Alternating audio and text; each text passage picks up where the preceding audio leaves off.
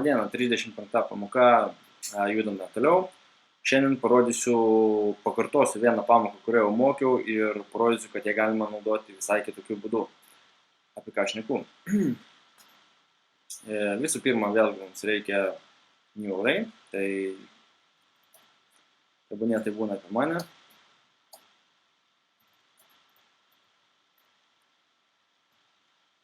Ir palikime tuščią.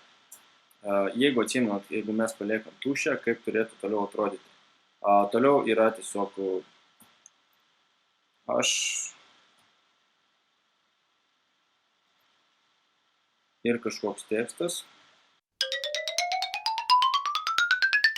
Na, šitą mes jau kaip ir mokame, ar ne? Na, tarkim, tebūnie iškart dokumentų raitą pasirašom, kad būtų aišku, kaip kas kur ir kodėl. Ir čia tiesiog pasirašom, kurį mes norime pavaizduoti, tarkim, pirmą. Pasisaugom. Mes matom tekstas 2. Bet, atsiprašau, bet šitą aš jau jūs mokiau, tai pamoka yra ne apie tai. Pamoka yra apie tai, kad tam kartu viską ištrinkim, kad būtent aš, kintamasis aš ir ką čia įrašysim, nebūtinai turi būti skaičiukas.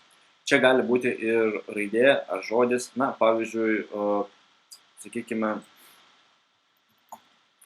komanda, ne? Ir komanda bus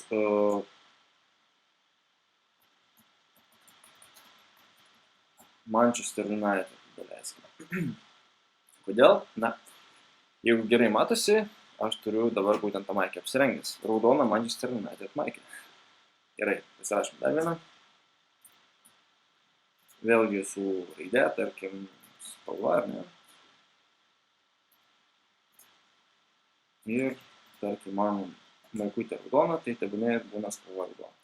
Ir lygiai tą patį mes įsirašome čia. Na, bet aišku, kad būtų gražiau, aš tiesiog parašysiu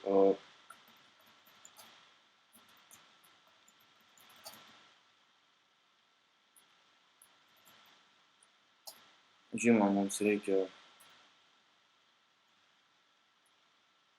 pasirašyti tarp kabučių, ko aš nepadariau iš karto,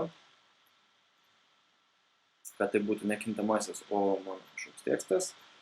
Ir čia galim pridėti jau mano kintamai su kažkokiu tai būtent skaičiuku pagal D būtų 0, 1, 2, 3 ar ten kažką. O dabar tiesiog įrašysiu žodį.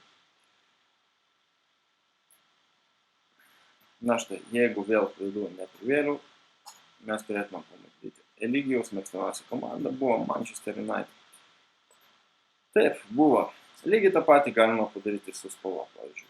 Čia įvedus žodį spalva ir gautųsi labai protingas sakinys. Eligijaus mėgstamiausia komanda buvo raudona. Na, iš idėjos jie turėjo raudonas marškinėlius, bet na, yra kaip yra. Vat, ką aš noriu pasakyti, kad šitame variante, ką aš jau mokiau, nebūtina rašyti vien tik skaičiukus ir būtent jas naudotis. Galima rašyti žodžius, kaip ką tik aš padariau. Šitas variantas irgi veikia. O tarp kitko, aš noriu, kad jūs vėl atsakytumėte. Pirmas, kuris bus teisingas, aš pasveikinsiu kitoje ar dar kitoje pamokoje, nežinau, priklauso nuo to, kaip greitai spėsit. Manchester United buvo mano mėgstamiausia komanda futbolo. O kokia yra dabar? Atsakymas slypi YouTube. Kurias palikti galite YouTube, kaip komentaruose, galite tiesiog užėję į tinklapį, kur yra atsiliepimų skiltis, arba tiesiog Facebook'e. Facebook'e, jo, man reikės užklausti tuomet. Arba tiesiog pakomentuokite, kur yra nauja 35 pamoka jau online, kur bus, tai ten tiesiog komentuokit, kuri dabar mano mėgstamiausia futbolo komanda. Gerai, iki 36 pamokos.